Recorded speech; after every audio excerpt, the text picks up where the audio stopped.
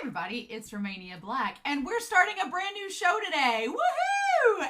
And man, what a poll to narrow down this show. So I've had a lot of recommendations for detective, mystery, psychological anime, like a lot of recommendations and suggestions. So I was like, there's too many to sort through. There's too many for one singular poll. So we spent the month of October on Patreon narrowing down to the top 9 choices of detective, mystery, psychological anime that they wanted me to watch. And these were the choices. There was Psycho-Pass, Madoka Magica, Durarara, Steins Gate, Odd Taxi, 91 Days, Natsume's Book of Friends, Parasite, and Erased, or Erased, however you want to say it. But we had a poll over the course of 3 days. There were nearly 400 votes, and it came down to one vote. One.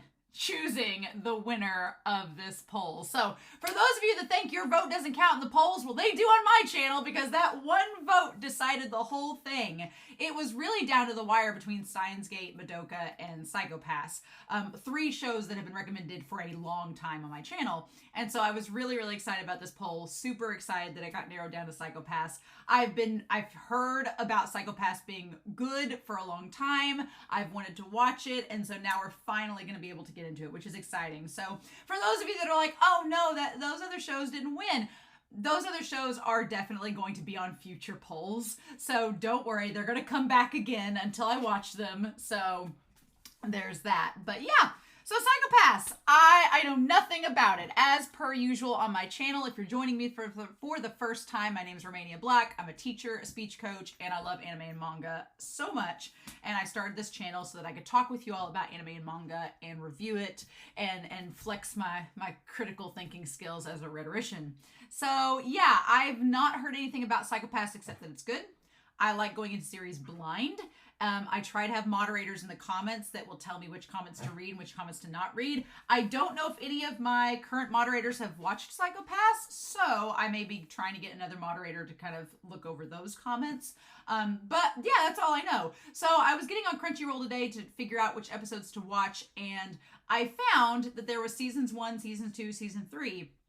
But with season 1, there was also this extended edition season, and I was like, well, what is this? Is this like a bonus season? What is it? So I asked around on Discord with Patreon, and they were telling me that it's basically season 1. It's condensing 22 episodes into 11, and it's like an extended cut. It's like a director's cut, but they combine 2 episodes into one. Instead of like 22 minutes, probably 20 minutes minus the OP and ED, you have a 45-minute episode. And I was like, oh, well.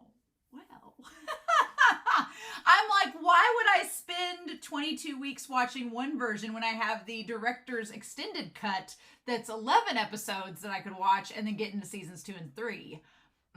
That's a no-brainer to me. I was like, that's a no-brainer. So we are going to be watching the extended edition of Psycho-Pass season 1. Now, as far as I know, seasons 2 and seasons 3, and if there are movies or whatever, those are all the standard 22, 23-minute episodes. But season 1 is going to be extended edition, so that's exciting. I'm ready to see what's it's going to cook up. No clue. But yeah, I'm really excited, and I have no clue what to expect. But I have a feeling if it's something detective, psychological based, Whiteboard Kun is probably going to get involved. You may meet him this episode. We'll see. With it being 45 minutes long, probably. But I'm excited to dive in and see what this show is like and to get like a good first glimpse of it. Like I said, no clue. So before we start, I want to give a very quick shout out over to our Patreon philanthropy tier. If there had been a tie in this last poll, they were going to get to break that tie. So they're probably sad they didn't get to break a tie this time around. But I think several of them had voted for the show, so it probably would have won anyway, but who knows? So I want to give a shout out to the philanthropy tier. Over on my Patreon, there are 3 tiers. There's a $1 tier to get involved in the Discord discussion and to vote in the polls. There is a $5 tier to be able to do that and see episodes a week early. And then the philanthropy tier get all those perks along with breaking ties, and they get to get mentions in my videos. So they go above and beyond to help support me in doing what I love to do. So I want to give a shout out over to Edgar, to Dana, to Alex Cornejo, to Be Happy, who is one of our moderators, to Kiri, to Alex Cornejo, Jishimiyama to Nameless Monster, to Ashigatsu no Bitches, to Trails, to Sack, to Zachiel, Destiny Marie, as well as Matthew Palfinier, Goob, Anna, Translucent Men, Sunspots, Eric, Anime Annie, and Tyrone. Thank you all so very much for all of your support. I greatly appreciate it. All of my love. So yeah, Psycho-Pass. I'm ready to go. I'm excited, ready to find out what it's going to be like. So we'll see. But in any case, we are going to start episode 1 of Psycho-Pass and see what we get. And we're going to do that here in 3, 2, 1, and let's go.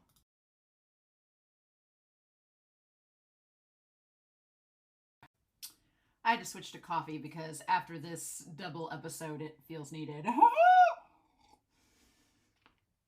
Holy cow. Oh, okay. I am very on board with Psycho-Pass already. I'm very on board. It is a bizarre premise, but I get it and I like it. And I'm like, oh, we are going to be setting up a lot of arguments, talking about incarceration, talking about rehabilitation, talking about the capacity of people to change and the capacity of people's self-worth in the world. There are a lot of concepts that I am fully on board with in this series and I'm really, really excited about. I'm also really excited that I'm watching the extended edition because it was really nice to do 2 episodes back to back and be like, okay, now we established everybody, especially for this first set, because typically your opening episode has to be really strong, right? To get your audience hooked. And then your second episode, it's always like in every series, the second episode always seems cursed because it's like you just did this big pilot high and now you have to follow up with it. And so I'm really glad that we followed up with this second episode and just got it out of the way now. And it seems like the story is pretty fast paced. It's like it needs to introduce us to the world that we are getting involved in because it's in the future and it's very futuristic and sci-fi and I like it.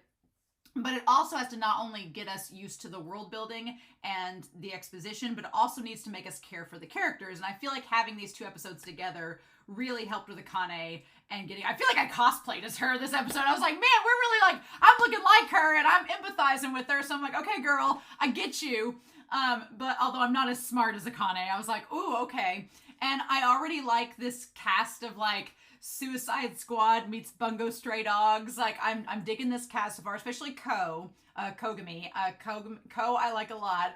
This whole white-haired mysterious man, oh my god, I'm ready. I'm ready because I'm like, are we developing a love triangle already show? I think we are. Okay, sure thing. We'll talk about this. I'm not really, well, I am shipping a few characters. We'll talk about that. You all know, if you know me, I can't go a series without shipping. I'm like, oh, but already. But I want to talk about that. But the concept of this show is fascinating. And so I had to bring out Whiteboard Kun. This is Whiteboard Kun. He is my helper in all things, as you may know. I depend on Whiteboard Kun quite a lot to explain things. And with this episode, the moment they started talking about all of these different elements, I was like, oh my god. It's a very curious world. I get lots of inspiration from Blade Runner. Which I love Blade Runner, so I'm like, yes, give me more of that. Definitely some Bungo Stray Dogs influence in terms of the character, like just the city design, the big tower where they're at reminds me a lot of a tower in that series. Just little references here and there from other series, but I like that Psycho-Pass already is establishing itself as its own thing, and I really, really like that. But yeah, the concept is wild, but I am very much like, if you're going to give me sci-fi, hardcore mystery, psychological stuff, yes, give this here. I'm here for it. But man, it almost feels like an entirely different anime, this opening scene with Ko and Mr. Whitehair that we'll get his name in a minute. I think his voice actor is Reagan's. I thought for a second it was Miyano Mamoru, but no. I think it's Reagan/Ghetto's voice actor that plays him, which is so exciting. I'm excited to hear his voice actor in this series. But just the idea of him tapping his foot like he's waiting for Ko to get there. I'm like, what is this shenanigans? What are these shenanigans? So I want to go back through this and just kind of jot down some notes about the series. We're going to talk about world building. So the idea and the concept of world building, we're going to put over here in this corner because there's a lot. that has to do with it. We're also going to talk about our characters. So I want to talk about Kogami and his whole deal. We have Kogami there. We're going to add more to it as we go, but we're going to do that. And my dog is going to demand that I throw his toy while I talk to you all, so you're going to have to bear witness. Yeah, so I'm just tapping his foot like he's just waiting for him to show up. So it says, so there's this opening scene here, and I was trying to figure out, suppose someone said humans are foolish. You can't trust this man in the white hair. He's wearing floodwaters. I know he probably thinks he's fashionable, but no, it's like a guy with a bow tie. You cannot trust them. There's something suspicious, right? That person would be talking about themselves as well. So there's this idea, they get really philosophical at the opening of this, talking about how people consider themselves and others as foolish. And he's like standing, waiting on someone to come. And he says, if you want to understand human beings, you need to do more than just watch them. You need to pay attention to what they themselves are watching. So I like this idea that we have the white-haired character. We're going to put them over here. Our mysterious white-haired character. We're going to put them there. I know we get their name at some point. But they talk about, I'm going to get a darker marker for this. They talk about the idea that you have to observe what is observed in order to understand. So it's not enough just to watch somebody, you have to also watch what they are doing. Like, what do they pay attention to? What do they consider important? And if you know that, then you'll understand them a lot better. This person needs a haircut, but we're going to let it slide because we don't know their backstory. Maybe they've not been near scissors. And it's like, what are you watching? Yeah, what are you looking at? You are the ones that I'm watching, which is very creepy, right? So I'm like, is the white-haired individual watching the enforcers? Are they watching, you know, the other residents of the Sibyl System? Like, what are they? I feel like they are the big bad, quote unquote. They are the antagonist that is the major antagonist of, if not the series, at least of this season. Although, if it was of the series, I wouldn't be surprised. But like, you are the ones that I'm watching. It's hard to believe, but I like you guys. So I believe that they're saying that they, whoever they are watching the enforcers. Because he says it may be hard to believe that I like the guy. They're either watching the enforcers or they're watching the police and them. One of the two, right? You know what they say. The opposite of love is not hatred, but indifference. An indifferent person would lack the drive to kill or hurt. So I'm wondering if they have tapped into the seemingly obvious loophole in the system of being like, well, because a lot of the people that have been tried so far as latent criminals are ones whose emotions and stress and anxiety have overtaken their mental state and caused them to be out of whack. And so the psychopath system is like, you are a threat to not only yourself, but others. And so the obvious loophole that be, well, if you're just indifferent, nihilistic, and you don't care, then the system's probably like, they're not emotionally overreacting. So that's the question, like, because that's very true. The opposite of love is indifference. Because what it really is like love and hatred are two sides of the same coin. They are both intense emotions that usually surround something. The difference between love and hatred is that when you are surrounding something, love is that you're being rewarded and getting what you want, and hatred is when you don't get what you want. So it's just two polar sides of the same coin, but it's still revolving around this one object. Indifference, you don't care about the object. So there's no emotions. You're just like, I don't care about it. Whatever. But it's like an indifferent person would lack the drive to kill or to hurt. Theoretically. So in a system that is based on a computer program and an algorithm, in a system like that, indifference would not be a threat. And so it would not be something that would be targeted. So it seems like this person's cracked the code and been like, yes, the textbooks all tell us if we are indifferent, we are not a harm to society. Where we, as the audience that have watched probably several anime or manga, read books at this point, know that indifference is very, very bad. Indifference is bad. A lot of my friends say, like, it's okay if I'm mad at you, because if I'm mad at you, I still care. If I'm indifferent, I don't care anymore, and I'm over it. And there's nothing you can really do at that point to change their minds, right? A person that's mad, kind of like the girl in this first episode, kind of like her down with the lighter fluid and everything. She was mad and upset, rightfully so, which we'll talk about, but she was not to the point where she didn't care anymore and was just going to hurt him no matter what. Because if she was indifferent, she would have just lit it and been like, whatever, I don't care if I die or whatnot. But the fact that she didn't do it because she had enough sensibility to say, oh, if I like this, you're going to die, I'm going to die, it's all over. The fact that she still had some wits about her to say, I don't want to do that, shows that there was still a chance to change. Whereas if you're indifferent, it's a lot harder to determine if that's even a factor on the table anymore. So, opening some doors, right? But saying that my mind keeps jumping around. Am I nervous? Did I underestimate my enemy so that I stepped in too deep? What a silly thought.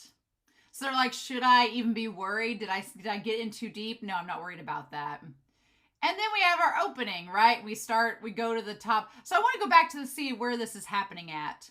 My head is overflowing with thoughts that I can't allow anyone to know. Is this the OP? Maybe? Possibly? I think so. But, okay, I wanted to tie it back to this before we get in, that how, like, where is this happening? Because one thing that we don't exactly know with the white-haired character is this opening scene something that is going to be happening in the future that we are going to build up to? Or is this something that has happened in the past with Ko as an enforcer that we are going to eventually flash back to and he's going to explain to Akane or not? That we don't know. So I wanted to kind of go back and see where this all is taking place at. And it's taking place in the tower that is the center of everything.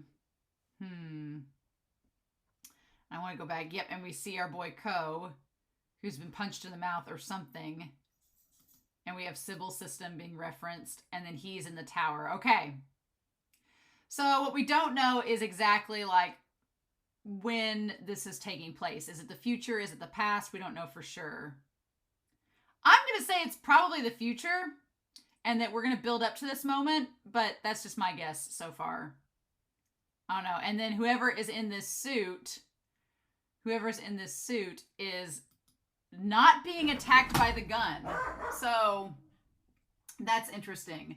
So something about the suit that this person is wearing is preventing them from being attacked. And we know that the system is able to read people. So because maybe you can't see the face, it's not letting you read it properly, or there's like something that is causing a disconnection, or the transmission is being disrupted. Whatever the case may be, because it can't read the person, it can't tell you if you can paralyze or kill them or not, so your gun is useless. Technology glitches, am I right? Oh no, the technology isn't working properly? Doesn't that suck? Oh my God. We'll talk about this. But that seems to be what's going on in this moment with his character. He can't properly attack this person because the system isn't recognizing, right? But what ends up happening is he like backs up away from them and then manages to, when he kicks him out the window, he breaks the disruptor on the helmet, right? Breaks the disruptor on the helmet. And then when Ko goes to shoot them, that's when he fires it and it blows them up and makes them explode. Which at first I was like, wait, what happened? And you're like, oh no, the gun makes you explode. You dead. No body, no death. In this case, no body, you dead, right? And so then we have Mr. Floodwaters come down. Like, you fought well considering your wounds. Oh my God. Like, you can't, this guy that looks like Kaoru on steroids, right? Oh my God. There's so many Neon Genesis references in this. It looks like if Kaoru grew a mullet. That's what he looks like. But I'm like, you can't trust him. He's got floodwaters and a popped collar. It's over, man. He is not to be trusted. He is not allowed near the nice furniture. Now, the narrator here says they must have realized at the moment they saw each other. And I was like, okay, show. Look, I was going to give it the benefit of the doubt and not start shipping right off the bat. And then you go and pull something like this where you talk about fated destinies and seeing each other right off the bat. How am I not supposed to ship them together? How am I not? I still like Akane and Co together. We'll talk about it and then we'll talk about him. It feels like it's like the love triangle of just like, which ship direction do you want to go? Do you want to go in the route of the wholesome girl student who learns from the hardened criminal about life and they develop a bond and they learn from each other? Or do you want to go with the angsty rivals to lovers where it's like just them just torturing each other Moriarty and Sherlock style? Like, which route you want to go? Can you do both? Let's do both. But yeah, that's immediately like, come on, show, you can't just do this. The moment long before they'd ever met, this destiny awaited them. I was like, I'm done. I'm sold. It's over now. Yep. They were not like ships passing in the night. Oh, shut up. They understood each other better than anyone else, right? Just setting this up. Each was focused solely on the other. And then you had the Fibonacci spiral from Moriarty there. I mean, guys, come on. How am I not supposed to ship them? I know nothing about them, and I want to ship them already. So yeah, you are Shinya Kogami. He's got a little cut on his eye. And he says, and you are Shogo Makishima. So Shogo. So we have Shinya, we have Kogami, and Makishima, which I like Shogo. So you have Shogo Makishima. Might call him just Shogo. And then you have Kogami, Shinya Kogami. And then both looking at each other. I love it so far. I love it being set up. Of them just talking to each other. Yeah, in this big ass tower. Come on now. Psychopaths. So yeah. So that's a great opening. Get us invested. Are we building up to the past? Are we building up to the future? Are we going to go back and look at it in the past? We don't know yet as the audience. I'm excited to see which way it goes.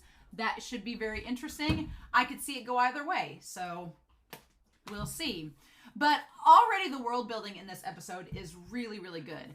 I like the idea of the robots and everything blocking access to the population while they take care of a situation with the Bureau of Public Safety, right?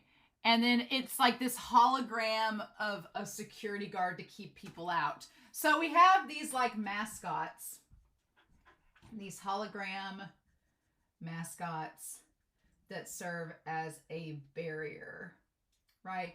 And it's so funny that they just look so unsuspecting.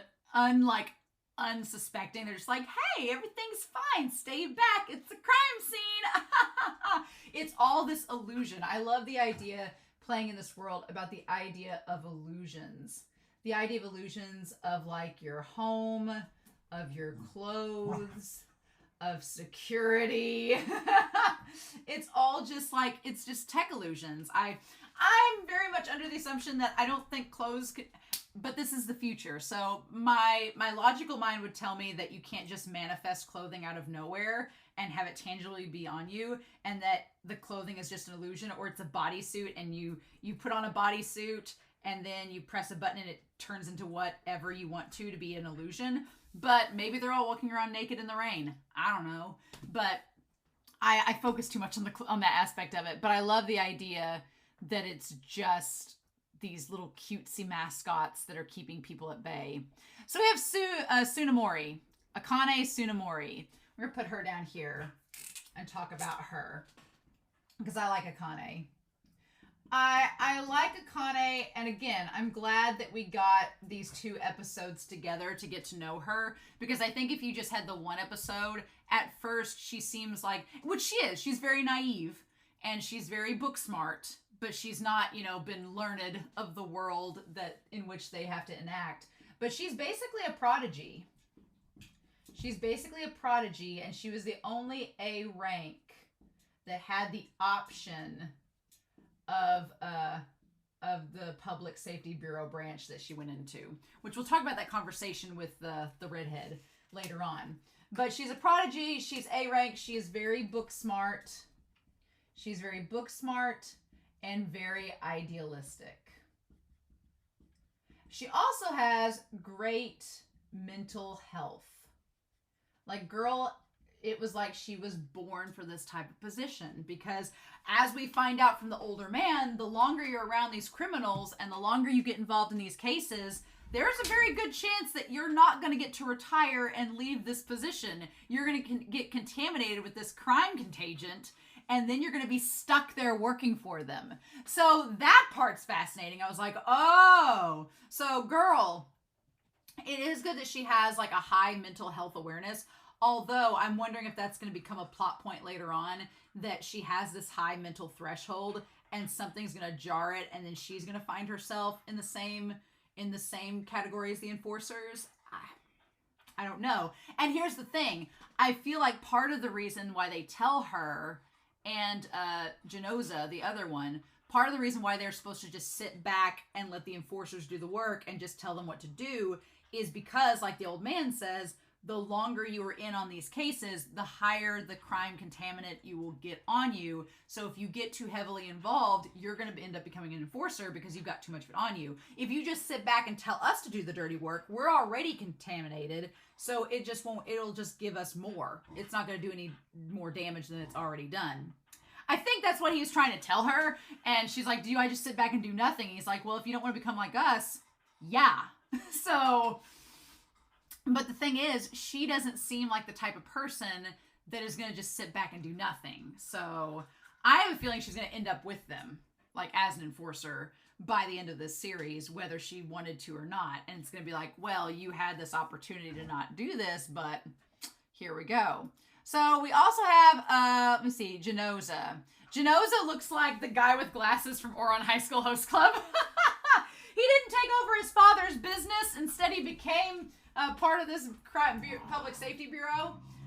But he is, Genoza, we'll just put over here and just kind of talk about. Genoza is kind of like her coworker, and he is partially in charge with the enforcers, which is really cool. I love the concept that the enforcers are all just latent criminals who are just stuck there.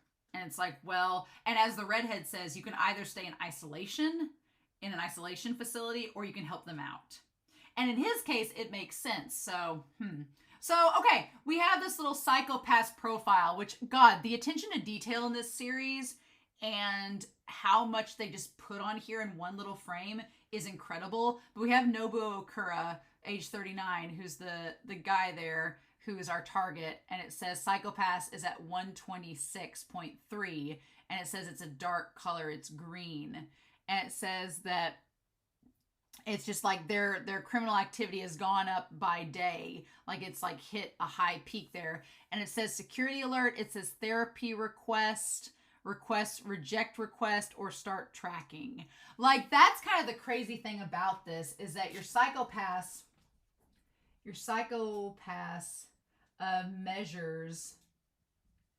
measures stress and criminal intent. There's something very disturbing about it, because, there's been so many other series that I've watched that have been like, one, like, well, everyone's capable of being a criminal. And here, it kind of is. It's just like, yeah, if you step out of line, or if you let your emotions get the better of you and they do a scan on you, then you're screwed. But there's also two other factors here that are really interesting from other series that I just want to bring up. They're not going to spoil those series, but one is like in Death Note, which the animation in the series reminds me a little bit about Death Note. In Death Note, the main protagonist or antagonist, however you want to look at it, the main character's whole MO about people is that, well, we should make it to where people are afraid of doing crime or they'll die.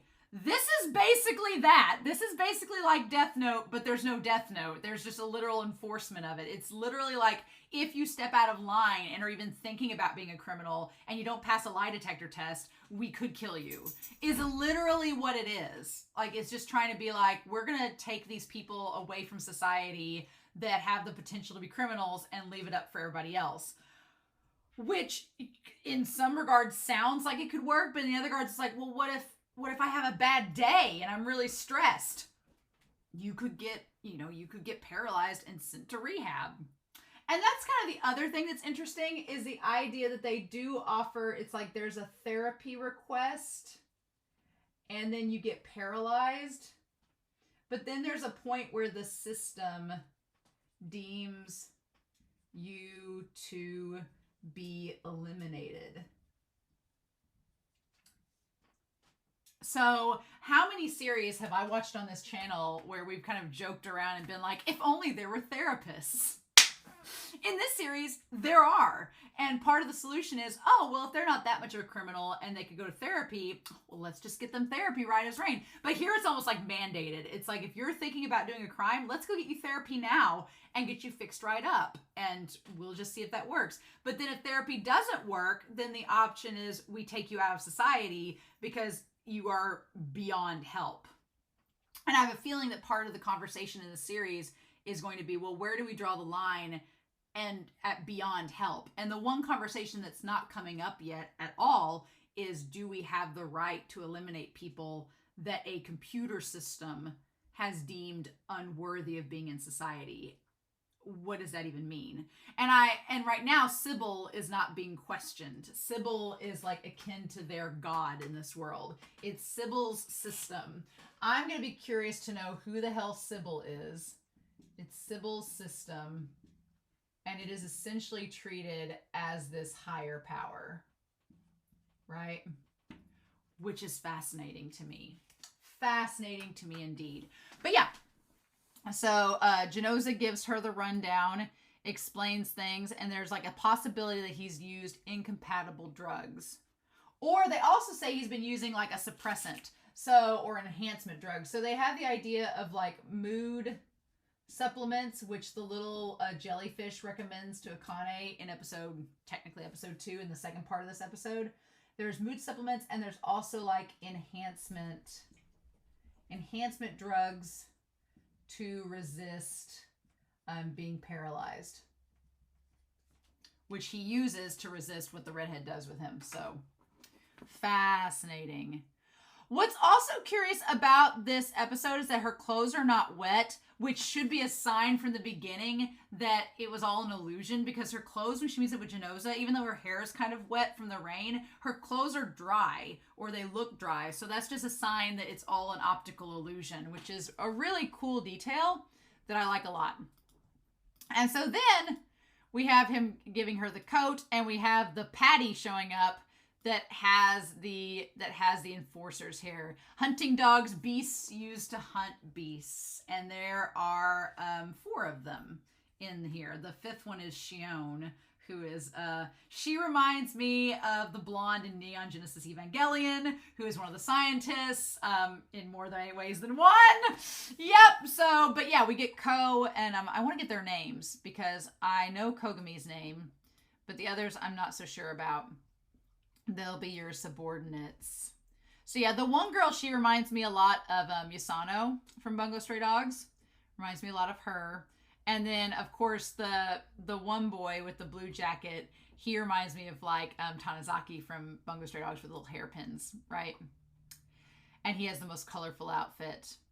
And this is Inspector Akane Tsunemori. She's your second owner. Yep. And so yeah, the 2 older ones, the old man and Kogami, look the least impressed, and the dark-haired girl is like, not bad, not my type, but not bad. So he says, you guys look through the target's data, and we're going to tighten the noose on the cornered rat. We'll divide into 2 groups and take turns. So we have Kunizuka and Kagari. So Kunizuka and Kagari, I'm assuming that Kunizuka is the redhead. Kunizuka is the redhead. And we find out that he was determined to be a threat at age 5. He was determined to have criminal intent and be a threat at age 5. To me, that shows a major flaw in the system. Right? Because from that age, he was put into isolation, and it was determined that therapy wasn't going to be something that would work on him from that point on. Man, if this psychopath system was in the world of Attack on Titan, things have been solved like that, right? Oh my gosh. But yeah, so basically at age 5, he was deemed a threat, and he had the choice of joining as an enforcer or staying in isolation. Now, in his case, in Kunizuka's case, it makes a lot of sense that Kuni would choose to become an enforcer, because assuming he's been in isolation from an early age, and then when he became a teenager, they offered him the opportunity to be an enforcer or stay in isolation. I can't imagine why he would choose not to stay in isolation, So that part makes sense, but it is a bit disturbing. Probably the most disturbing part about him confessing to her that he was deemed a threat at age 5 is that she doesn't seem bothered by that. That didn't seem like, there wasn't an anime, since age 5? No. She was just oh. That's totally normal for a kid, a child who's not mentally developed, to be deemed a threat to society at 5 years old and completely taken out of society because there's a possibility there. That's a major oof. I don't know how I feel about that, And what does that say about destiny and about how you're supposed to... Because there's, the idea in our own world and reality that we shape is just because you grew up from a bad home life doesn't mean you can't reform yourself and get better and become a great person. This story is suggesting in this world, that's not on the table. If you are deemed a threat from an early age, then there's no hope for you once they've determined that therapy's not going to work, and you're just going to be incarcerated forever or executed. Insane. Because honestly, that's the thing. When they determined therapy wasn't going to work, it's either the option is you're going to die or you're going to become an enforcer. So in Kunizuka's case, we don't know exactly, is it just that he has, because he doesn't seem like he has anger issues, even when he, stops being nice, quote unquote, to Akane, he still seems like he's in control of himself. So I'm what is it about him that makes him a threat? And I feel like that's the point, is that we as the audience aren't exactly supposed to know what about him makes him a threat, but it's that concept that once someone says you're a threat, it's kind of hard to look past that. So that's fabulous. I love that. And then we have Kagari. Kagari is the black-haired girl. The black-haired girl who is stoic, likes music, and is maybe having a side hustle with Shion. I was it took my brain a hot second when I saw Shion putting her leggings back on. I was oh. Shion and Kagari having a thing. Also, all these Ks. I'm what is this? Did they just decide to just get all the K people together to make a group? Although Shion does not have a K in her name, I don't believe so. So it's probably different there. But yeah, interesting. So Kunizuka and Kagari, and then the other two, you guys are with Tsunemori.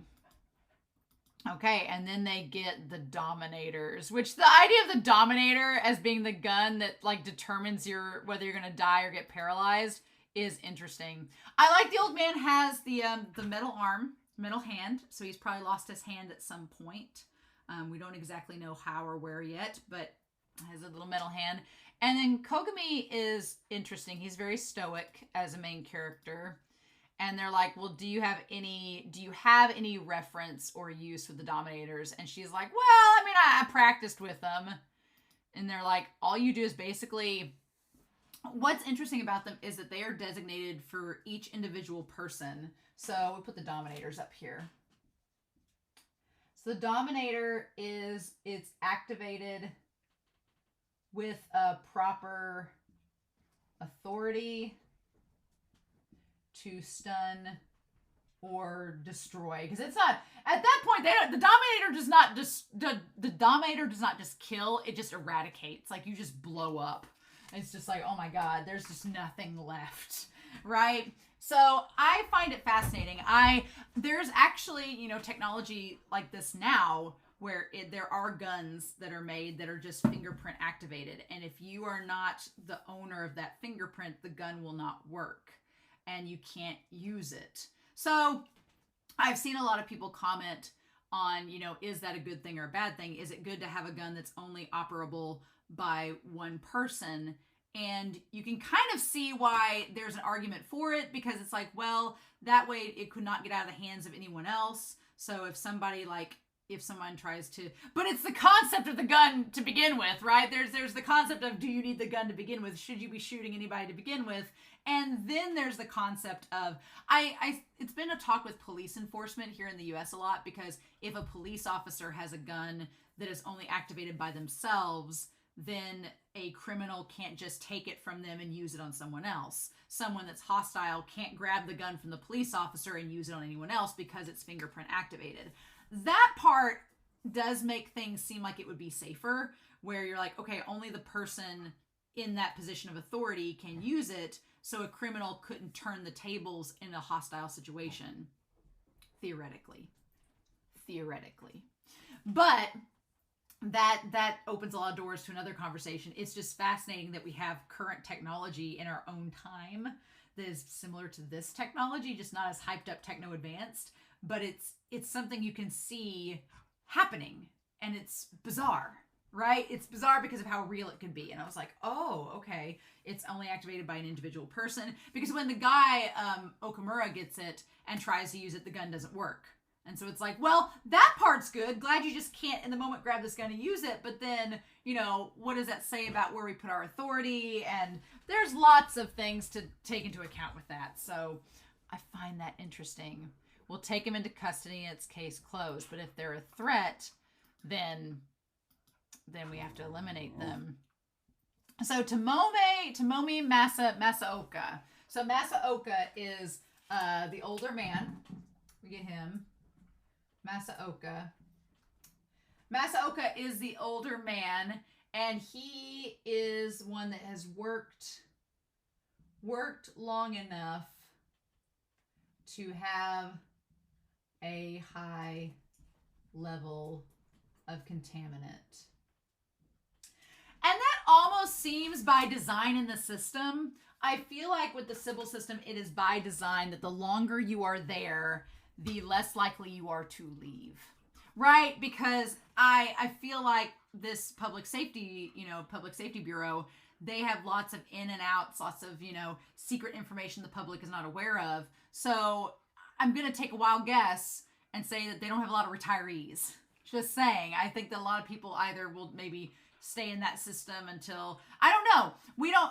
It'd be curious to see if we have any people that have retired from the Public Safety Bureau, and if they're even mentioned in this series, or if it's just like this series is new enough where there's not retirees. It's going to be interesting to see what else we get on this Public Safety Bureau as we go. So yeah. And then we cut back to the one guy who's like, I've been trying my best so I wouldn't upset anybody or be a bother. But a detector finds a problem on me just once, and boom. Now that it's come to this, it's all over. Employment, marriage, they're impossible now. So that's interesting, because with the therapy, we're going to go down here. With the therapy, it's like they should integrate back, but what if not? With the girl that is assaulted, that gets saved by Akane, she says, she's doing well with the therapy, she should end up being okay. So for her, you would think that marriage and employment would still be on the table. But I don't know if he just overreacts. It seems like people are really nervous that if they are caught with any type of emotion or any type of stress or anxiety that puts them on the radar, then suddenly everything's at risk, And again, I'm curious to know, as we go throughout the series, like, are we going to see that most people that are convicted and have therapy, do they still get to be employed and still get to live normal lives? Or are they kind of jaded from then on?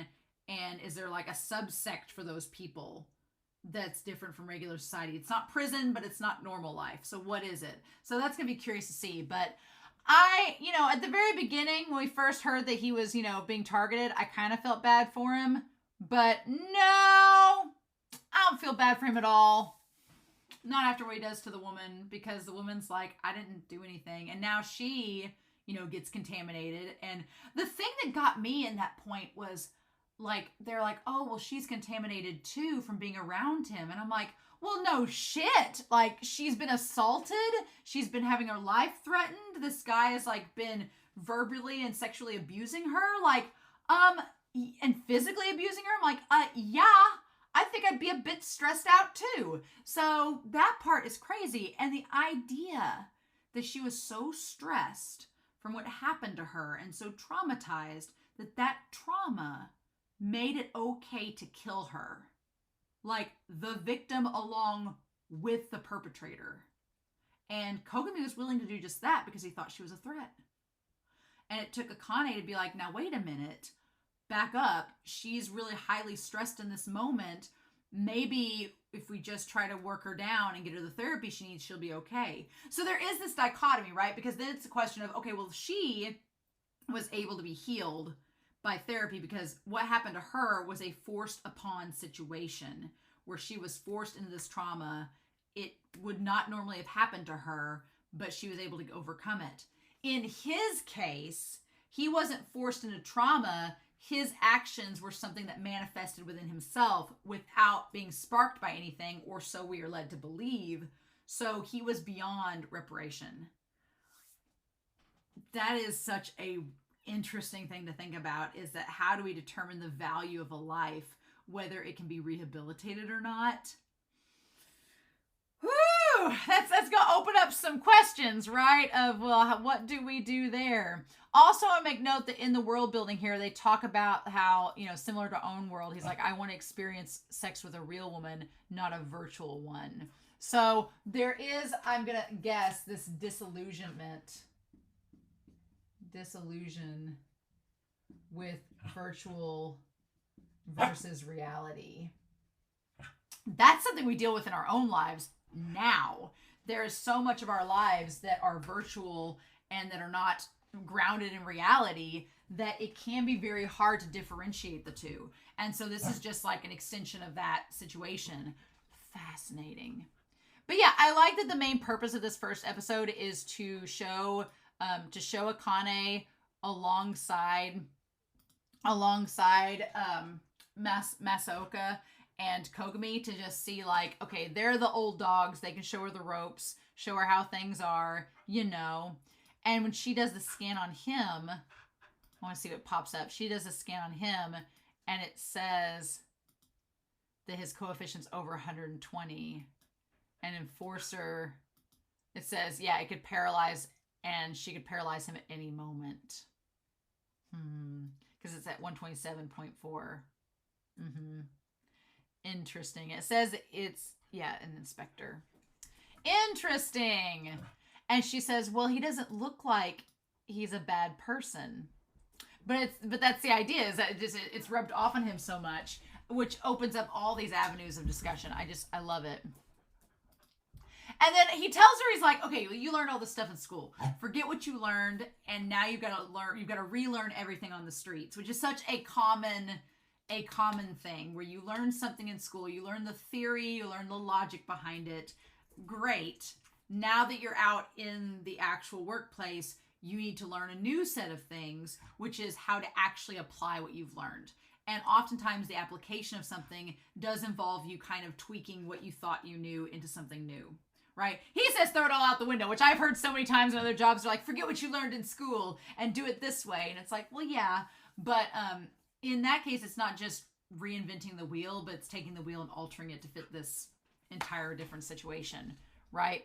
What a person thinks or what they wish for. We live in a time where everything in a person's mind can be made transparent by machines. But there are tons of people who detest, deceive, or try to hurt others.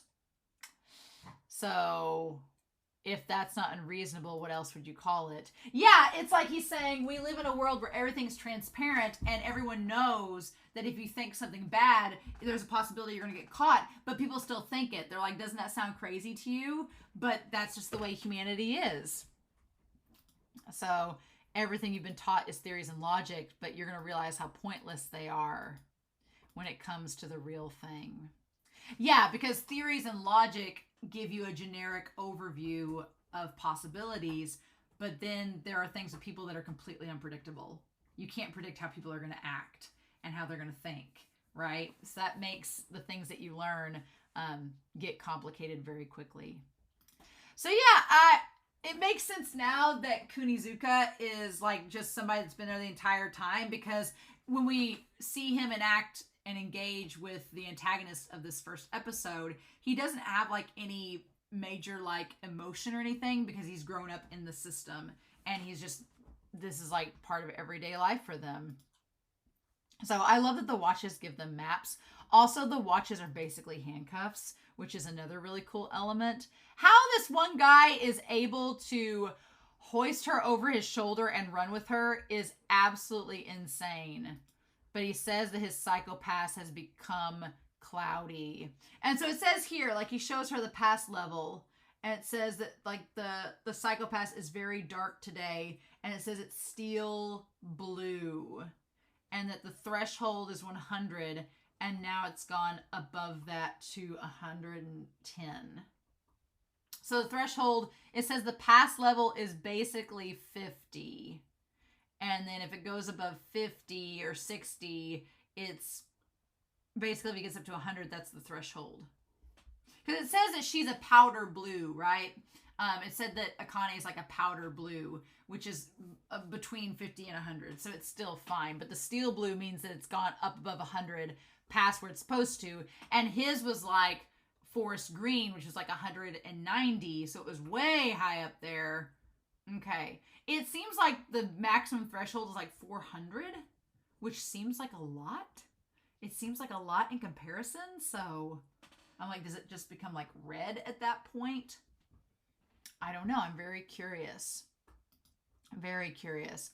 But yeah, the thing about this society is that it sets up this premise that, you know, if you even remotely do something bad, you're screwed. So it could be very easy for somebody to get anxiety or tension like the girl does, because she's like, oh my God, even this little bit of rise in my stress has made me a target. So yeah, it's pretty freaky, right? It's a pretty damn scary situation. And so they hurry up to go to settle this. And so they're like, it'll be over for the hostage girl because it's a psycho hazard. And they're like, a crime coefficient can be contagious, which is very disturbing. Young people these days aren't tolerant against stress. So, okay. So part of it is a stress deterrent. So part of it is like, there's this crime coefficient, and the crime coefficient is contagious if you get stressed. That's where Akane kind of has like a buffer where other people don't, because she's not easily stressed.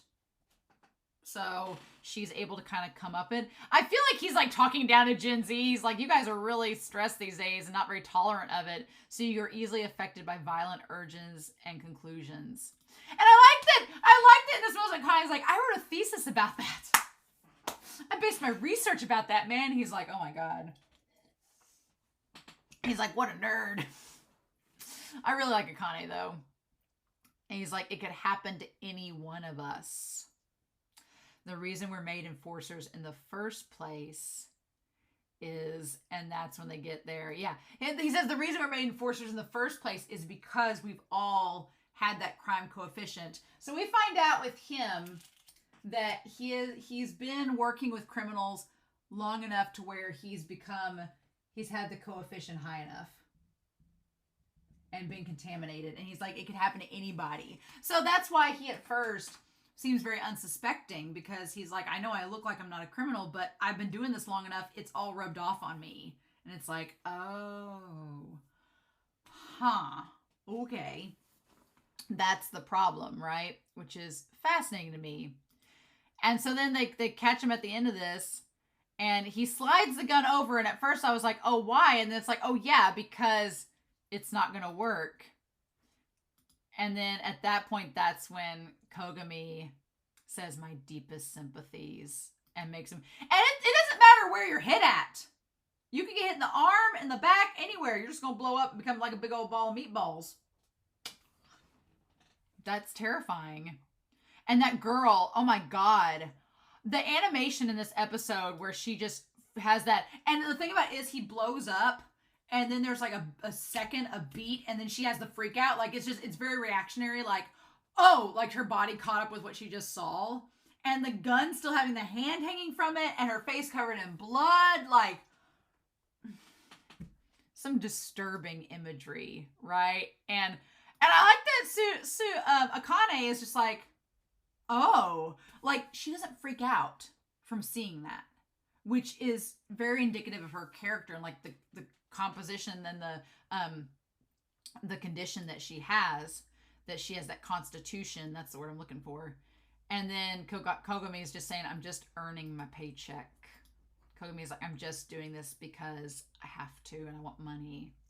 But it's like, what's interesting is you have Kogami who kind of has become indifferent. He's somewhat indifferent, which is like what Shogo is at the beginning, or talking about becoming indifferent. But he does have a vendetta.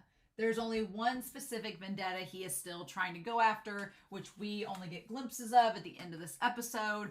But you compare that to Akane, who has the sympathy, and she's like, hey, you're safe now. You know, the Public Safety Bureau, we're going to make sure you're okay. We're going to get you some therapy. And, you know, you can't blame the girl for being absolutely freaked out of her mind, especially when Kogami is like, her coefficient's over 160. She's a target for enforcement action. Let's just paralyze her and go. And the thing about it is, I think they could have just paralyzed her in that moment and taken her into custody. But she was so freaked out when that happened. Would she have woke up and been still freaked out and then it would have been a problem? Or did Akane need to talk her down to get her to be in a place where she was going to be susceptible to rehab and therapy? I don't know. In any case, you know, I could see people getting instantly frustrated with Akane for being like, no, don't kill her. But that's kind of the point of the series, I feel, is that Akane is going to be challenging a lot of the notions that the Sibyl System has put in place. Because when she was with her friends and she's like, I'm not trying to talk bad about the Sibyl System or say that it's wrong. And her friends are like, whew, thank goodness, because otherwise you could get targeted as a, you know, you could be wanted as a murderer yourself, you know, or a criminal yourself. You know, I think that was a subtle way of the show saying, yeah, she's going to be questioning it. It reminds me a lot of, there's a book series. I've only read the first book of it. It's a Western book series. It's called Wool. It's dystopian future, kind of sci-fi. But without spoiling anything, the main character of that series reminds me a lot of Akane.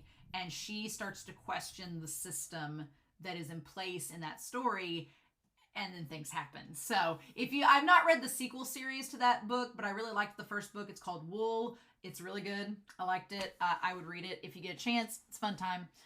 But yeah, she's going to like blow everything up, and Kogami's like, well, the system has been updated to where she's going to eliminate the target.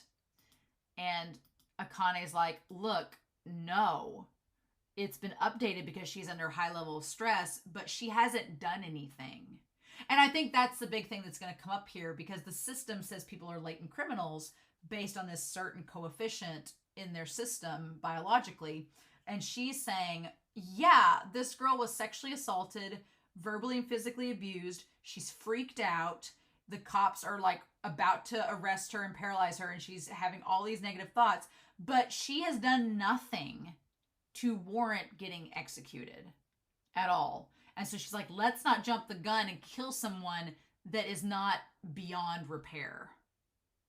And I feel like they've killed a lot of people that were not beyond repair because the system told them to.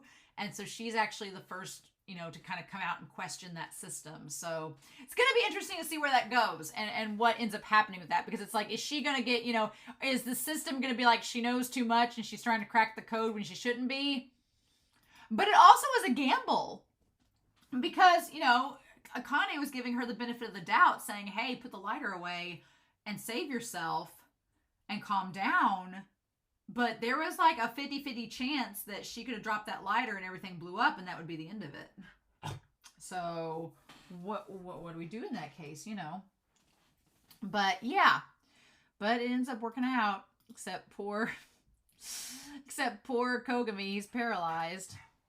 And then we see her at the dock at supposedly the end of that first episode.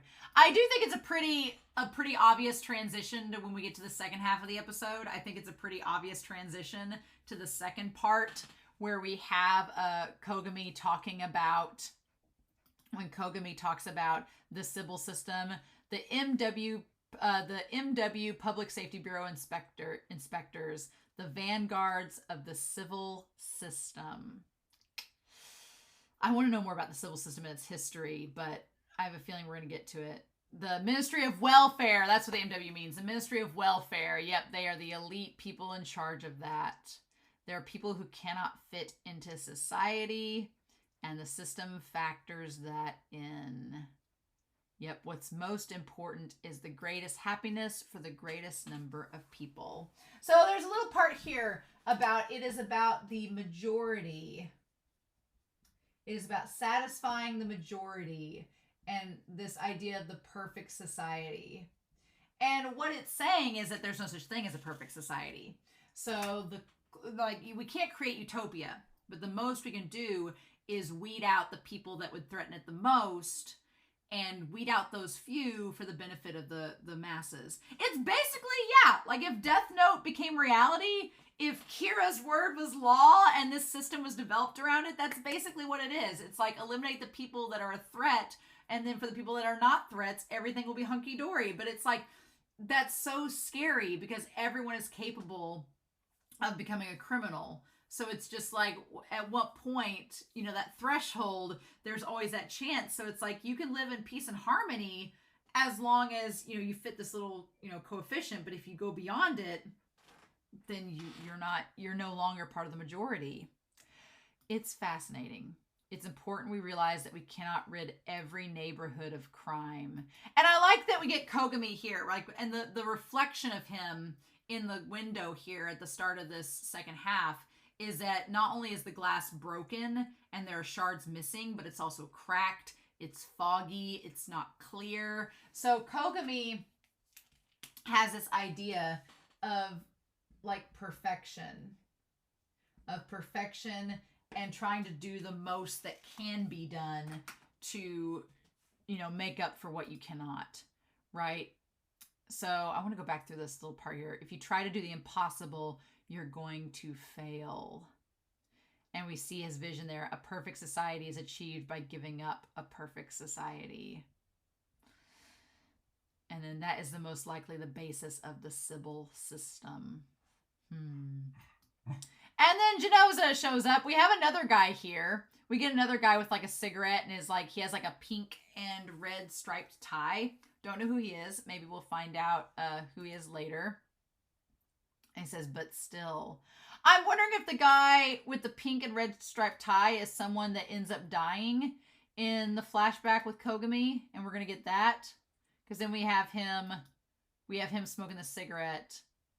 Again, I'm getting such Bungo Stray Dogs flashbacks with the cigarettes. I'm ready for it. I'm ready, Dark Era. Let's go.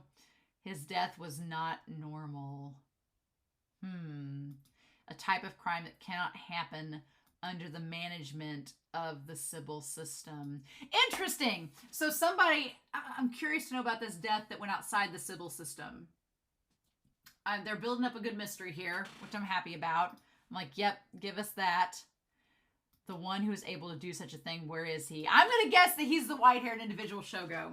I'm going to guess that Shogo is the one that killed his friend, and now he wants revenge for his friend and wants to know how Shogo got away with it. And that's where it leads us to at the start of this episode. Because he crutches the cigarettes in his hand, and that's it. So we see somebody in the eye. We don't know if it's Kogami or him reflected. We see him staring.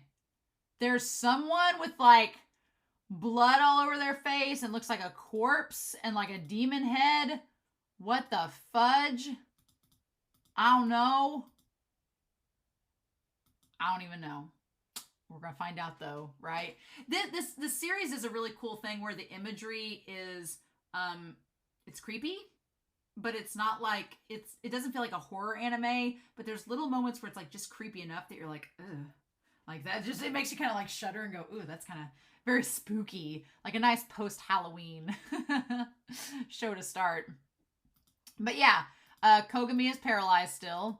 And then we go back to Akane. Now, I'm gonna be honest. This little jellyfish thing that is her like personal planner and personal like life motivator, it's cute. Don't get me wrong. Jellyfish is cute. I love her pineapple themed bedroom. She has like a pineapple like leaf pillow and the bedspread. I want it. I'm here for it. Give me it now. But this little jellyfish mofo, he would work for about a day. And then I'd be like, can we change your voice to like Suda's or something deep and beautiful? Please. Please. But I guess if you wanted to wake up, this is the thing that's going to wake you up. Now, what's curious is her bedspread and her pillow are real. They are real, along with the alarm clock, which I'm like, I guess if you really want comfort as you sleep, you would want it to be the real thing. Everything else about her house is bland. Her alarm clock is a cute whale, though. Have a healthy day with that healthy mind of yours. Oh my God. I feel like this series is going to be really relevant because mental health awareness is such a big thing promoted in my school right now as a teacher. And so I feel like this series is going to have me thinking about mental awareness and health a lot, which is fun. And granted, she goes through all this like psycho freaky imagery, but she doesn't seem too affected by it. Instead, she's like, instead of being like scared or nervous about the imagery that she just faced, instead she's like, I messed up. Honestly, what's fascinating about her as a character is it's not that she's indifferent, because she's not, but at the same time, there is something about her demeanor and her constitution that is able to like not be affected by the traumatic, like she almost has like a clinical outlook on this, despite her idealism, where the stuff she just witnessed that would freak a normal person out, she was like, oh man, I messed up and didn't follow the rules. Now I gotta write a report about it. That is kind of, in a little bit of a way, sort of the indifference that maybe Shogo was talking about. It's a very clinical way of going about it, which is fascinating to me. But yeah, instead, she's like, you're meeting inside. I do like that the jellyfish is like her personal planner and tells her everything that she's doing. So it's like, oh, you're meeting up with Miss. So her friends are Yuki and Kaori. Yuki and Kaori are her friends at the station they're meeting up for. And they're like, what's your room preference? And so they change it to this beautifully Baroque period, like everything. And then she takes a shower, but it's like, everything in the shower is fake except for the water and like the shampoo. And then like, I do want to make note, she is eating a healthy amount of calories, like 22,000 calories is, for her line of work. Good for her. Although out of 2,200 calories, only 240 is for breakfast. That, I hope you had a hearty lunch and dinner, because that's not, I'm used to, you have a hearty breakfast and then lunch and dinner kind of balance out. But what do I know? I'm not on the force. It's not me. So yeah. But yeah, so she has, like, we see here, okay, it shows her like with a towel, and there's like the same looking clothing in the basket. That's the laundry basket. So I'm curious to know what she ends up wearing as far as clothes. Does she just wear the yellow suit and then it can transform into anything? Maybe. My very first day on the job. Why'd I have to go? Yeah, she's not worried about what she experienced. That bird's not freaking around. She's like, my first day on the job and I messed up. It's like, girl, what? I do love her little like penguin bath soap, right? And then yeah, the Chinese food. Cook a dish. Like, some of the technology is eerily similar to what we have now, so it's kind of freaky. Okay, she is wearing at least underwear. And so we have a TV board here with a news feed. And so there's like the industrial thing. We have like the weather. We have something outside. There's something that looks like Madorma and Angry Birds from Croco's Basketball put together. But yeah, she's just in underwear with like nothing else on. And then it's like she's eating her breakfast. And so they're like, we suggest you take a supplement to prevent mental contamination. Now, whether she takes a supplement or not, I don't know.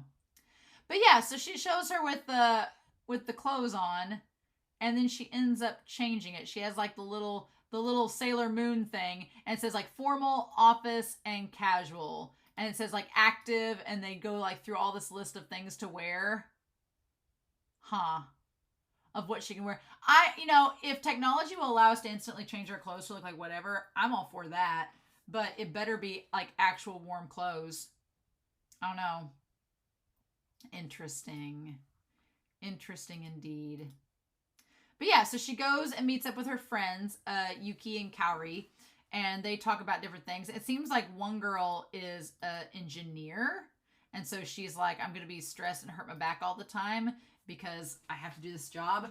I mean, I do like the commentary where they talk about how you have these aptitude tests to determine your career and what you are slated to be good at. We have that now in reality where people are like, I don't know what to do. So it's like you take an aptitude test and it's like, well, what are you naturally good at? And this is just kind of like an extension of that.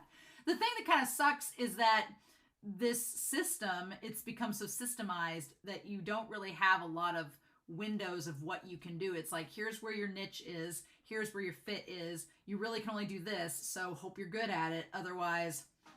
And there is a stress to that, right? Because the one girl is like, man, you like have a silver spoon in your mouth, which Kunizuka will emphasize later on, being like, girl, you're lucky. You like were born with all of these possibilities in front of you, and you could choose anything that you want to choose, but you chose this. Whereas so many of us have no options, and we just have to go with the hand that's dealt to us.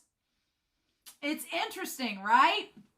Where she has a clear advantage, but she chose this one path over the others because she felt like because she was the highest qualified for this job, it must mean that she was going to make a difference. And I can see why Kunizuka would be kind of frustrated by that. He's like, well, I'm glad you think we're all charity cases, but, this is something serious, and now we're stuck here for life, whereas you have... I feel like Kunizuka's mad at her by the end of this episode because he's like, you had the freedom to go wherever you wanted, to have an easy life, to have a life that you didn't have to think about any of this, whereas we're prisoners here and we have no freedom. But it almost feels like to Kunizuka that she's squandering that freedom to just to try to make a difference within a system that he seems to think is not needing to make a difference. So fascinating. But yeah. And the girls are like, even though you were so distressed, you weren't even affected. And she's like, oh, I wonder if I'm just thick-skinned. But the thing of it is, I'm curious too with Akane because I don't feel like she's thick-skinned. Because, if she was thick-skinned, she'd be more like Kogami. But I feel like there's something else to Akane that we don't know about yet. That we're going to find out as this series goes on, I'm sure. So they're like, you have an aptitude for all these different jobs, so any job should be a piece of cake for you. And then they're like, sorry, we teased you too much. So then she changes to office wear and goes in to the comprehensive analysis lab to old Cal over here. And then immediately sees, I really think that Kagari is super pretty. Kagari is beautiful. I want to know what Kagari has done to be in there. I can't imagine why Shion's there.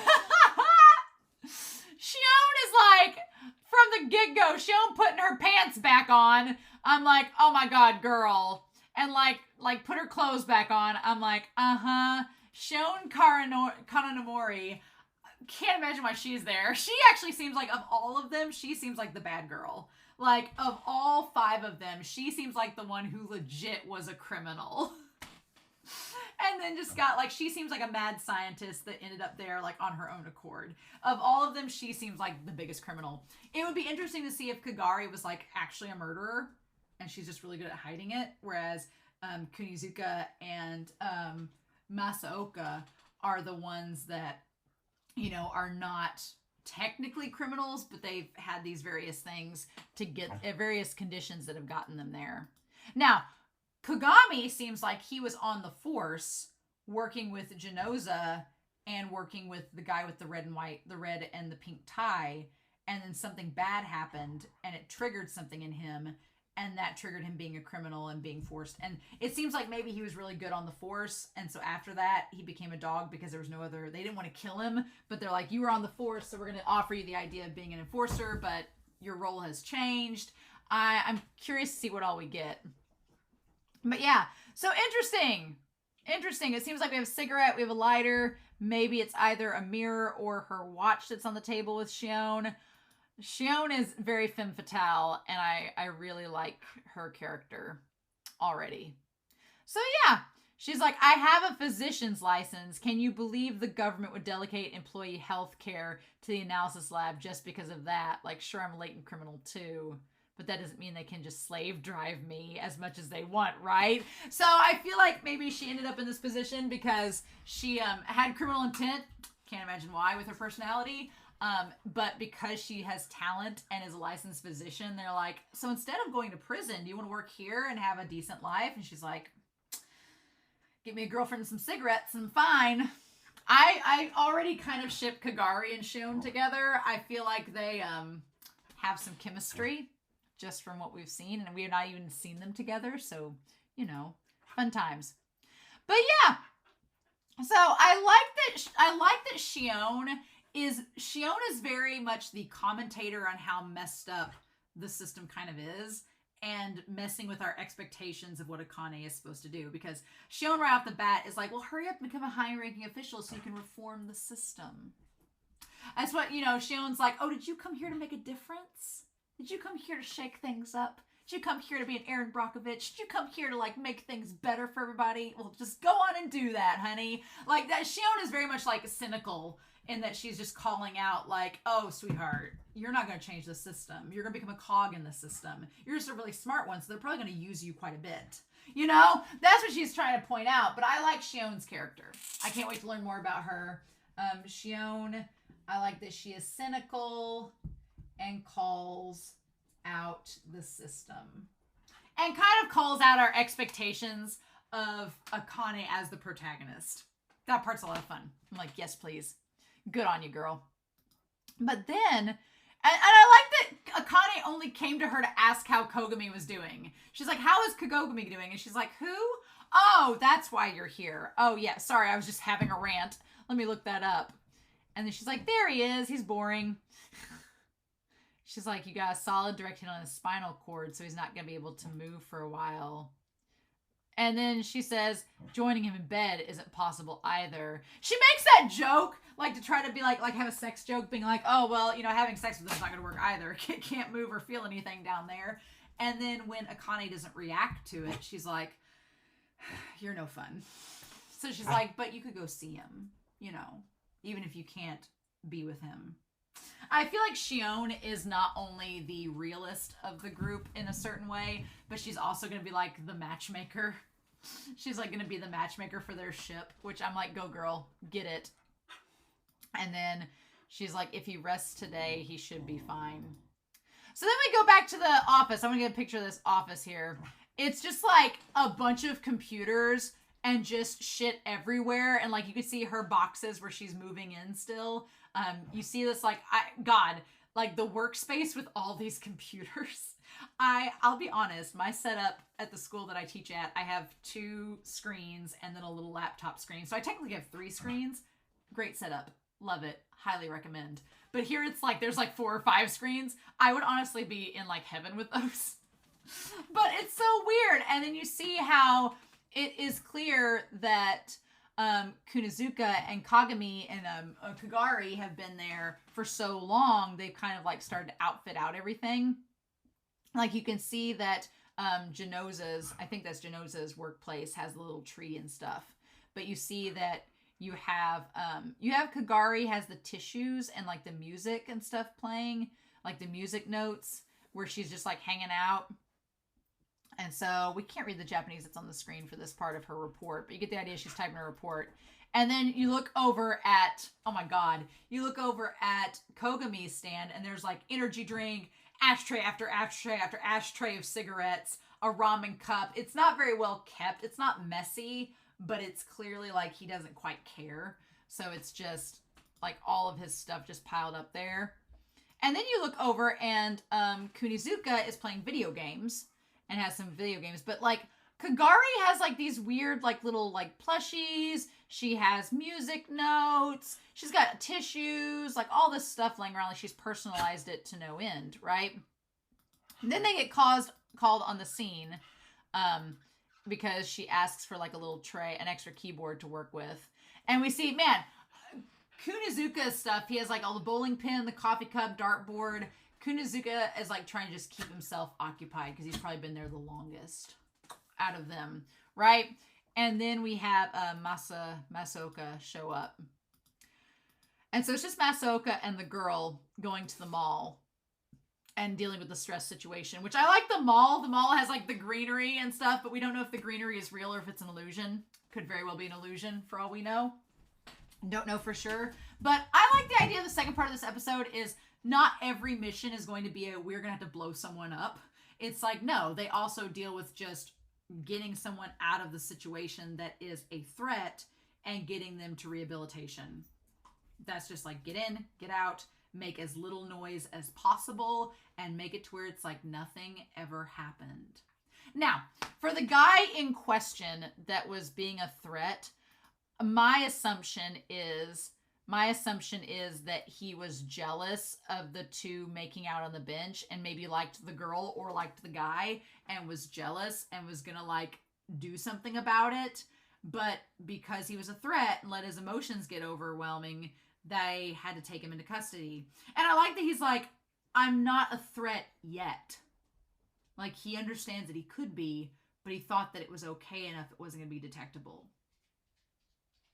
So, and the idea that he just gets sent to therapy. What's interesting is that therapy, I want to know more about the therapy system and what happens to people after it, because Akane seems to think that it's a good thing. She's like, oh, well, look. He's like, because we spared her life, she went to therapy and everything's fine with her now. She's going to be okay. And so I'm interested to see like what actually happens to people after therapy, because Akane seems to believe they're going to be able to reintegrate into society perfectly fine.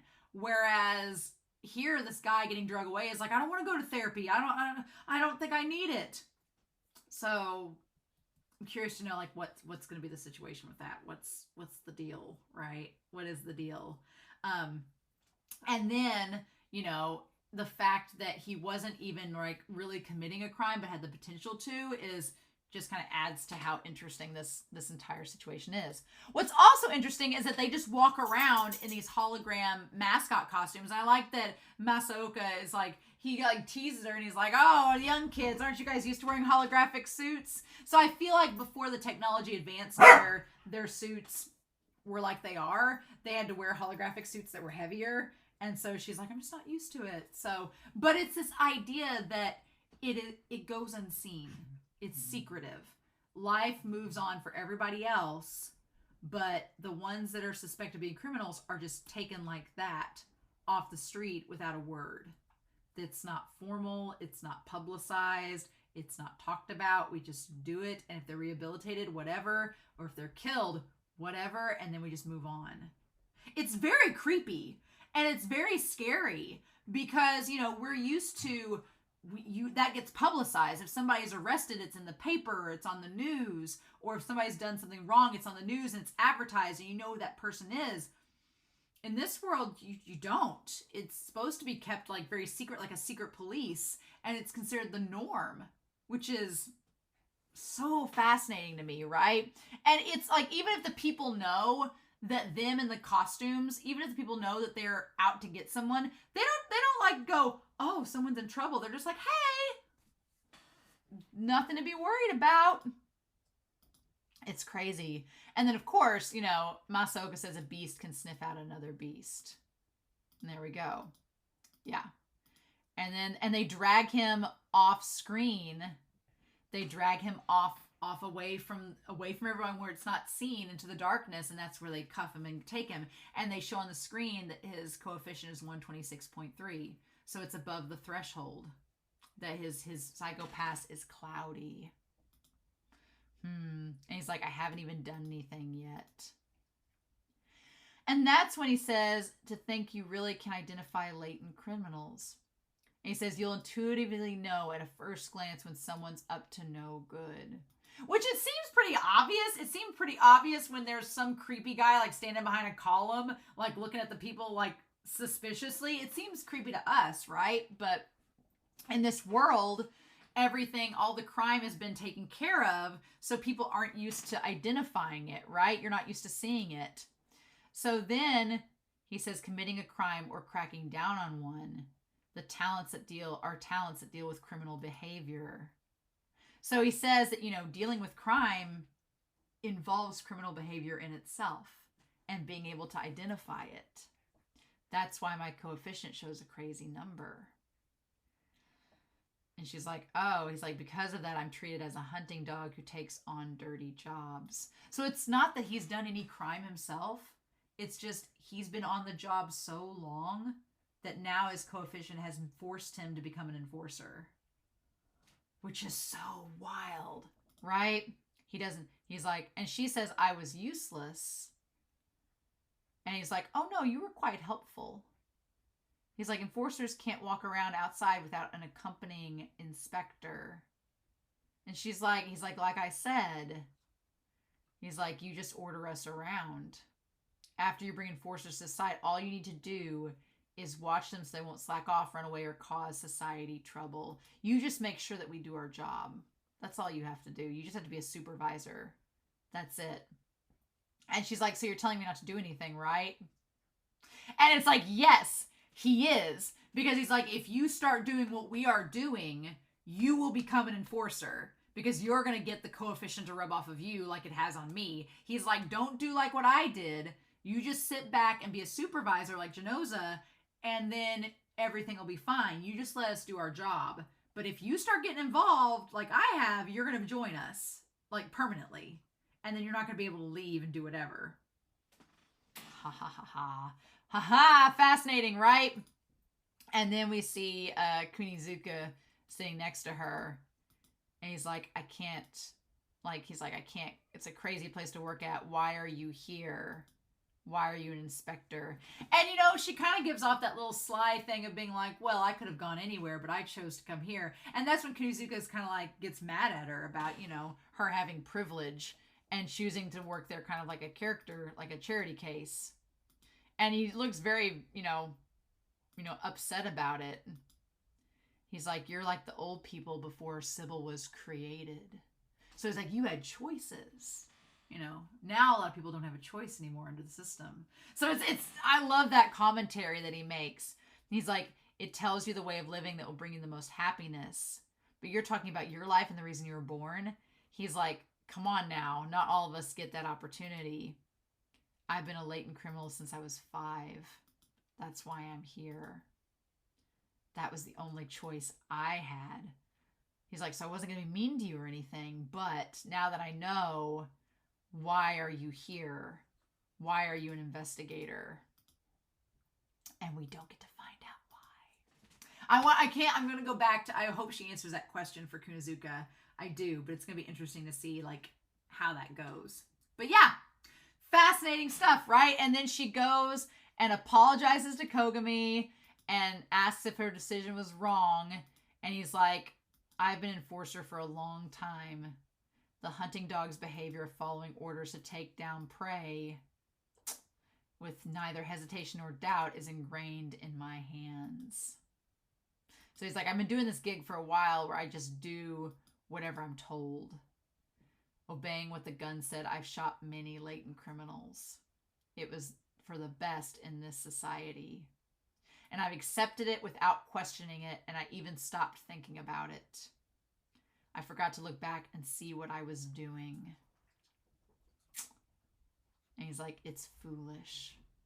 Being a detective isn't about bringing someone down, but about protecting someone. So he's like, that's the difference between a detective and a dog. A dog just brings people down and doesn't question. A detective's job is to protect people, so they're constantly questioning. And he's like, I had forgotten what I once was, which was a detective, and started only being a dog because of being in this system, right? And she's like, well, he's like, you decided what was right on your own. You weren't a dog. You put justice before your duty. And he likes that. I love smile he gives her. He's like, see, he's like, under a boss like that, I can work as a detective and not just a dog. And then she gets all like teary-eyed. I'm like, girl, I don't blame you. Like, that was such a good moment. And then, of course, she says thank you. And he's like, you're thanking me too. Apologizing and thanking me. I love them already. Like, them as a duo. I can't say I fully, like, romantically ship them yet, but I love their dynamic as a duo. I'm all for it. I'm like, yes. It's like the X-Files, the main couple in there. And she's like, well, if you thought about it more calmly, you wouldn't have shot her, right? And that's when his expression changes. And he's like, I don't know. I've not, it's been so long since I've been a detective. I've been a dog so long. I don't know if I would have changed. He's like, it was dangerous. And he's like, I chose my life over hers. It's like, I don't know if it would have changed just if I had thought more calmly. I don't know. Right? And then I wonder if that's going to relate back to the person that he seemingly lost. He's like, I thought I'd die if I hesitated. Because then he's like, I thought I don't want to die in a place like this. And we see him in the main streets, right? I cannot die here no matter what. And it feels like we see him there, right? We see him looking there, and there's somebody in front of him that we don't know, and there's somebody in his eyes. That one thought consumed me. I have unfinished business to take care of. There's something I have to settle no matter what. And she's like, what? What? I don't know your backstory. What's happening? What's going on? And then it shows them back in the office together like nothing happened. Which she's probably like, I don't know how to deal with this. So yeah. So Kogani has unfinished business. But I like the idea. I think he was a detective. And then something happened to make him an enforcer. And he kind of lost his way.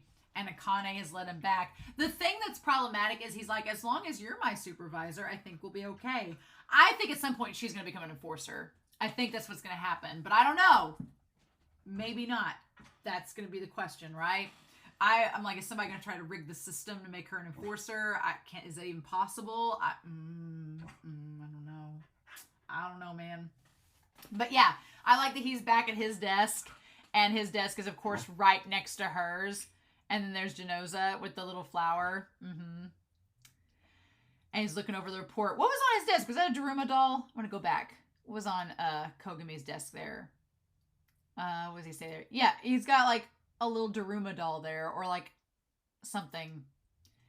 And then he asks, are you saying you made the right decision at the time? And she's like, is that your conclusion? And she's like, yes. The rise of her crime coefficient was temporary. And the therapy she's receiving after being taken into custody is going well, and her psychopath is recovering. And Kunizuka stares at her like, oh, so you think people are able to be rehabilitated? Which is interesting, right? Because I think Kunizuka had accepted that he's not. So, look at this girl coming in here to shake things up. Make things different. What do we do with that? And then Kogami, is there anything you want to say? Nope. She fulfilled her duty. That's all. Yep. And I like that Kunizuka has like all the dinosaurs and everything. What the heck? And then, yeah, I love the dynamic between Akane and Kogani already. I like it. I think there's a lot of room for heart-to-heart between the two, which is exciting.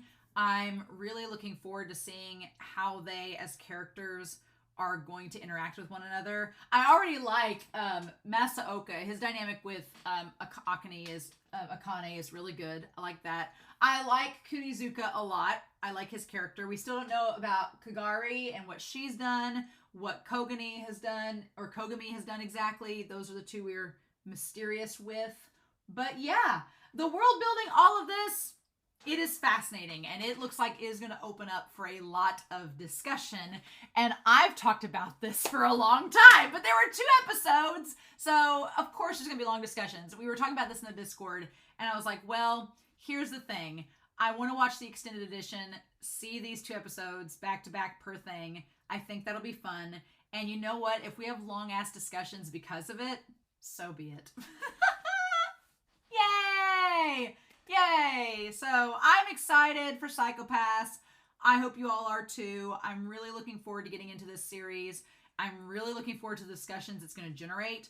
I went to school. One of my certifications is as a mediator and conflict resolution counselor. So I don't really use it for much except when I advise. But it is one of my credentials. So I'm like, yes, I am really excited to be able to possibly look into what I went to school for a little bit for. So yay!